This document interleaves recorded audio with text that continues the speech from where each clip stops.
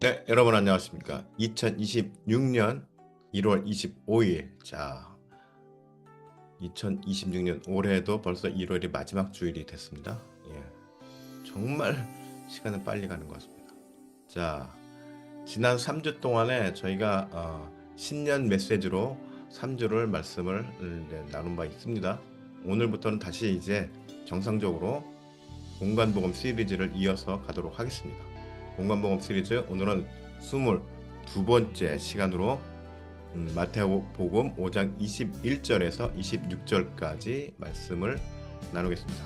자, 오늘은 노하지 말라의 참 의미라는 제목으로 말씀을 나누겠습니다. 자, 21절부터 옛 사람에게 말한 바 살인하지 말라. 누구든지 살인하면 심판을 받게 되리라 하였다는 것을 너희가 들었으나 22절 나는 너희에게 이르노니 형제에게 노하는 자마다 심판을 받게 되고 형제를 대하여 나가라 하는 자는 공회에 잡혀가게 되고 미련한 놈이라 하는 자는 지옥불에 들어가게 되리라. 23절 그러므로 예물을 제단에 드리려다가 거기서 내 형제에게 원망 들을 만한 일이 있는 것이 생각나거든. 24절 예물을 제단 앞에 두고 먼저 가서 형제와 화목하고 그 후에 와서 예물을 드리라. 25절 너를 고발하는 자와 함께 길에 있을 때 급히 사화하라. 그 고발하는 자가 너를 재판관에게 내어주고 재판관이 옥리에게 내어주어 옥에 가둘까 염려하라. 26절 진실로 내게 이르노니 내가 한 푼이라도 남김이 없이 다 갚기 전에는 결코 거기서 나오지 못하리라. 자, 이제 오늘부터는 공간복음 시리즈를 다시 이어가는데 그 중에서도 산상수훈 메시지를 주제별로 생각을 하는 시간을 몇 주에 걸쳐서 갖도록 하겠습니다. 이미 예수님께서 직접 설교하신 내용이기 때문에 저는 그저 그 의미를 해설해서 전달하는 임무를 수행할 뿐이라는 점 여러분들이 이렇게 아시면 감사하겠습니다. 예, 제가 제 생각을 덧붙이거나 뭐 이러는 거 없습니다. 자, 예수님의 메시지를 정리하는 과정에서 저뿐만 아니라 여러분들도 아마 새로운 기쁜 뜻을 알아가는 즐거움을 또 느끼실 수 있을 것입니다. 이제 그 깊은 의미들을 살펴보고자 합니다. 자, 21절 옛 사람에게 말한 바 살인하지 말라. 누구든지 살인하면 심판을 받게 되리라 하였다는 것을 너희가 들었으나 22절 나는 너희에게 이르노니 형제에게 노하는 자마다 심판을 받게 되고 형제에 대하여 나가라 하는 자는 공회에 잡혀가게 되고 미련한 놈이라 하는 자는 지옥불에 들어가게 되리라. 자, 오늘 첫 번째 메시지는 분명 21절에 살인하지 말라라고 시작이 되었는데 22절에는 갑자기 분노하는 행위로 흐름이 바뀌게 됩니다. 자, 여러분들도 짐작하셨겠지만 살인의 발생 대부분은 감정이 격해지면서 나오게 됩니다. 그렇죠? 멀쩡한데 물론 요즘에는 뭐 다도 정신 이상자가 많고 사이코패스들이 많아서 아무런 감정 없이 또 죽이는 사람들도 있기는 하지만 근원적인 배경을 보면은 다들 이렇게 감정이 격해지면서 나오게 되죠. 자, 과거 출애굽기 시리즈를 할 때 그 중에서도 이제 10계명 시리즈를 할 때 제 6계명인 살인하지 말라 편을 통해서 설명을 드리는 적이 있습니다만 하이델베르크 신앙 고백서인 요리문답 106문에 살인의 범위를 이제 다음과 같이 정해 놓고 있습니다. 살인의 근원이 되는 시기, 증오, 분노, 복수심을 포함하는 것으로 이는 하나님을 대적하는 것과 같다라고 정의했습니다. 그런데 하이델베르크 요리문답 105문 그 앞에죠. 105문에는 이러한 살인의 동기가 될 만한 배경에 대해서도 설명하고 있습니다. 배경이 뭐냐? 생각이나 말 혹은 행동, 몸짓 같은 걸로 등으로 상대방을 업신여기거나 미워하거나 모욕감을 주는 모든 행위가 살인으로 간주되며, 자, 생각만으로도, 예, 또 말을 통해서도, 그 다음에 행동, 몸짓, 상대방을 비하하는 행동이나 몸짓, 이런 모든 행위가 살인으로 간주된다. 이런 일들에 또 관여하거나 가담하는 것도 하지 말아야 합니다. 자, 누군가 이런 행동을 했어요. 그럼 거기에 동조하는 것도 안 된다라는 것입니다. 특히 본문 22절에 라카라는 욕이 나옵니다. 예, 히브리 말로 이제 욕인데, 이거는 이제 고대 히브리 말인 아람어로 머리가 비었다는 의미로 사용됩니다. 요즘 표현으로 하면 너 지금 머리가 텅 비었어 라고 하는 멸시적인 표현입니다.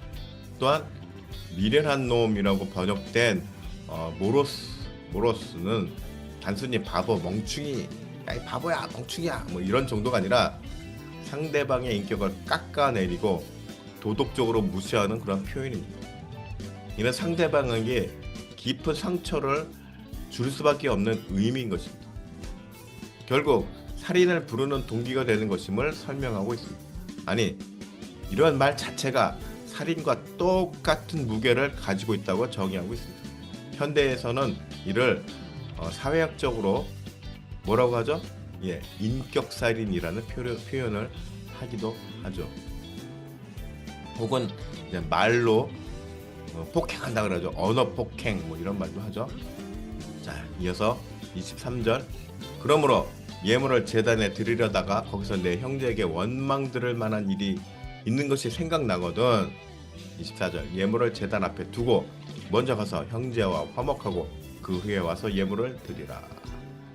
자, 23절과 24절은 사람이 누군가에게 인격적으로 무시하거나 모욕하는 말을 했고, 또 그러한 언행이 과거 했었는데 갑자기 생각이 났다면 그 문제를 먼저 해결하고 제사를 드리라는 얘기입니다.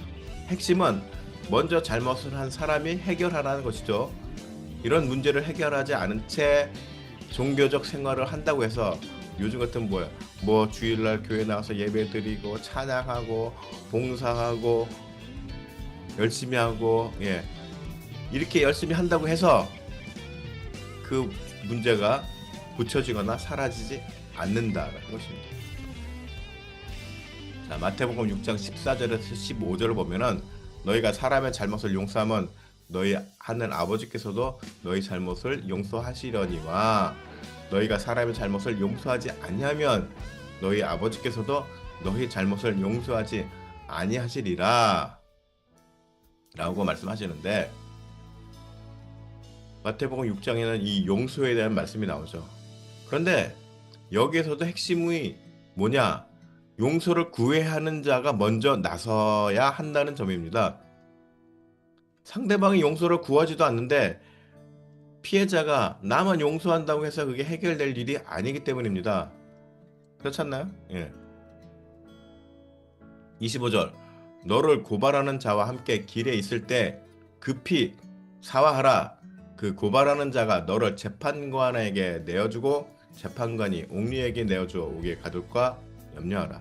자, 25절에 나오는 사화는 단순히 뭐 요즘 말로 사과하라는 그런 뜻이라기보다는 원어를 보면은 디알라게띠,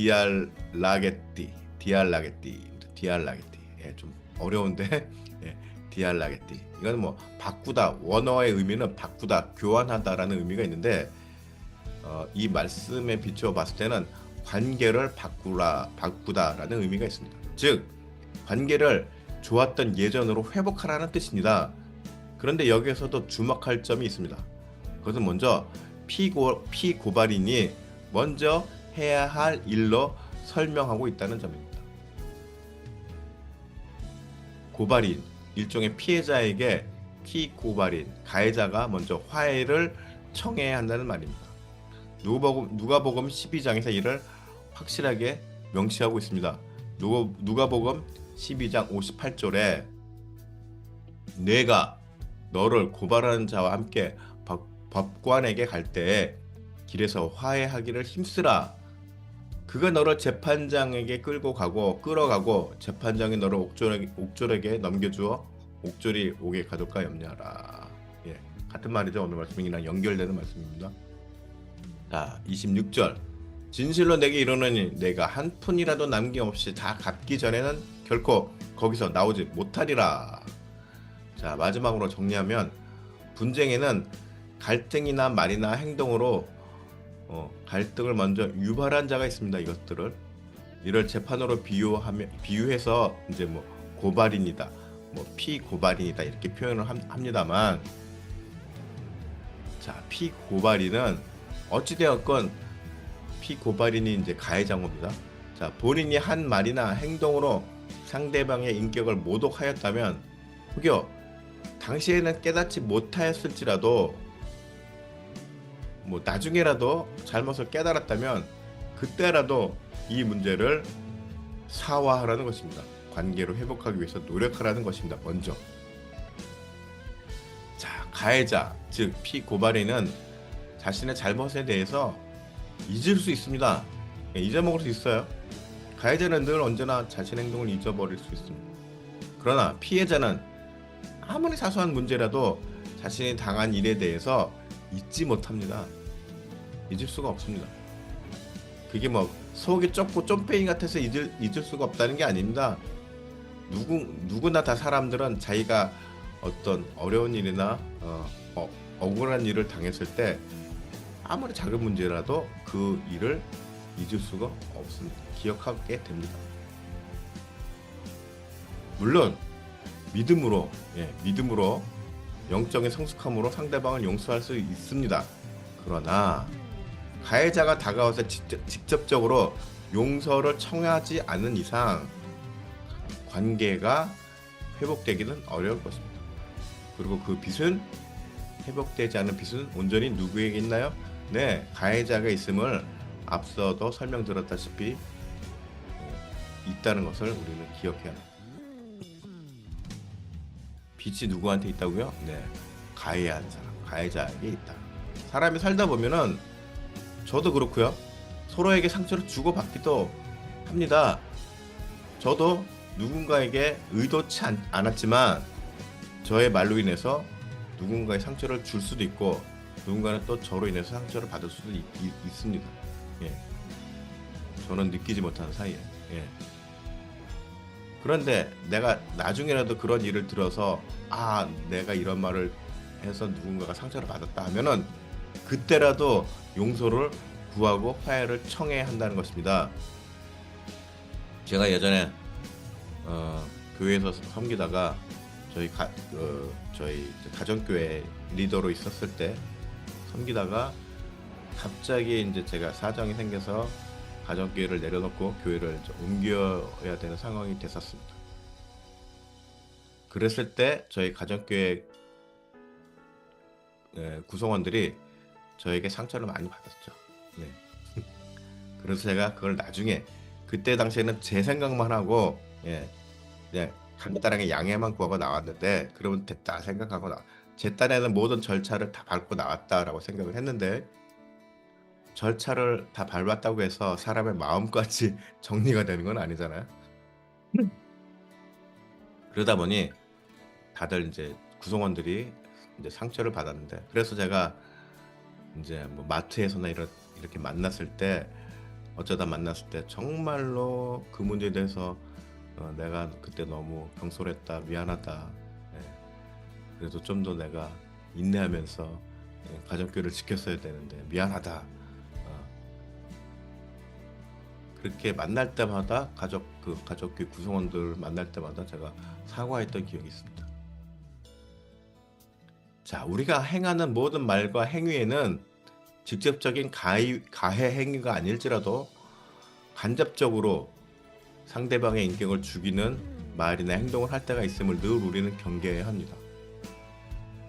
왜냐면 살인하지 말라라는 계명을 내가 이런 행위를 통해서 어길 수가 있기 때문입니다. 자, 우리들은 모두 가족을 포함해서 상대방을 존중하는 마음을 가져야 합니다. 마음의 결과로 말과 행동이 나오기 때문입니다. 물론 조심해야죠. 늘 조심해도 어떻게 해서든지 상처를 받는 사람이 또 생길 수 있습니다. 예. 그런 인간과 인간 사이의 관계이기 때문에 어쩔 수 없어요. 예.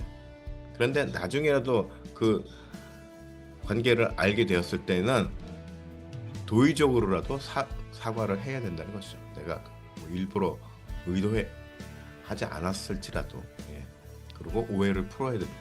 예. 자, 여러분들 모두 마음에서부터 상대방을 존중하며, 이거는 가족 간에도 마찬가지죠. 상대방을 존중하며 겸손함으로 대하는 믿음의 인격자들이 되시기를 축복합니다.